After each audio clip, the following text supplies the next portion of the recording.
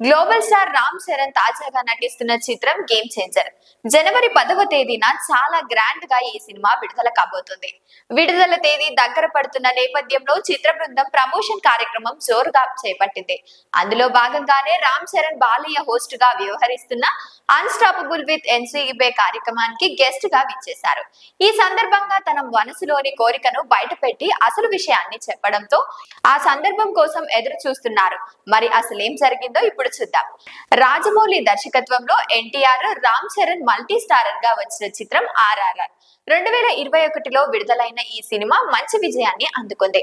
ప్రపంచ వ్యాప్తంగా 1200 కోట్ల కలెక్షన్ ను వసూలు చేసింది. ఈ సినిమాకి ముందు రామ్ చరణ్, ఎన్టీఆర్ మంచి స్నేహితులు. ఆ స్నేహం ఈ సినిమాకి మరింతగా ఉపయోగపడింది.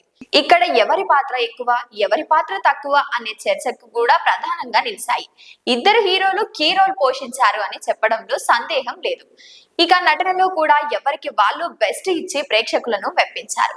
ఇదిలా ఉండగా మరోవైపు అల్లు అర్జున్ తో రామ్ చరణ్ మల్టీ స్టారర్ కి సంబంధించి సన్నాహాలు జరుగుతున్నాయని డైరెక్టర్ అట్లీ ఈ సినిమాలు ప్లాన్ చేస్తున్నారని వార్తలు నిలుస్తున్నాయి. దీంతో మరి ఈ సినిమాలో ఎంతవరకు వర్కౌట్ అవుతుంది? ఈ క్రమంలోనే మరో మల్టీ స్టారర్ వార్త ఇప్పుడు తెరపైకి వచ్చింది.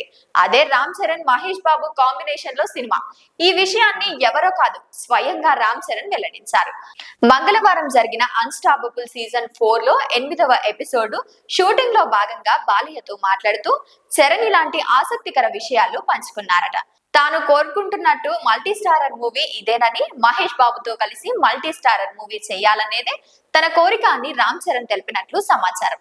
ఇకపోతే సినీ ఇండస్ట్రీలో మహేష్ బాబు, రామ్ చరణ్, ఎన్టీఆర్ ముగ్గురు మంచి స్నేహితులే. ఈ ముగ్గురు ఏ అకేషన్ కి వచ్చినా సరే కలుసుకుంటారు. ఈ క్రమంలోనే వీరి మధ్య మంచి ర్యాపో కూడా ఉంది, స్నేహం, చనువు కూడా ఉంది. అందులో భాగంగానే ఇలాంటి కోరికలు బయట పెట్టారు రామ్ చరణ్. మరి ఇది వర్కౌట్ అవుతుందా అనే విషయం పక్కన పెడితే ఈ విషయం మాత్రం ఇప్పుడు సోషల్ మీడియాలో వైరల్ గా మారింది.